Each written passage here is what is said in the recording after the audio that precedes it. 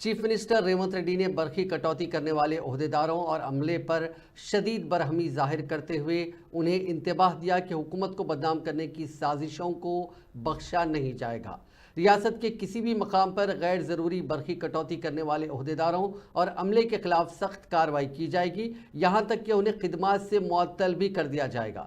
Secretariat میں گروہ جیوتی scheme پر عمل واریز اس سے متعلق ایک اعلیٰ سطحی اجلاس میں چیف منسٹر نے برقی عہدیداروں سے کہا کہ فی الوقت ضرورت کے مطابق حکومت برقی سربراہ کر رہی ہے اور حکومت کی جانب سے کسی بھی مقام پر برقی کٹوتی نہیں کی جا رہی ہے۔ انہوں نے کہا کہ سابق کے مقابلے میں ریاست میں برقی کی سربراہی میں اضافہ ہوا ہے۔ چیف منسٹر نے حالیہ دنوں ریاست کے بعض مقامات پر برقی کٹوتی کے واقعات پر شدید برہمی ظاہر کرتے ہوئے کہا کہ چند عہدیدار اور عملہ برقی سربراہی کے معاملے میں تساہلی سے کام کر رہے ہیں۔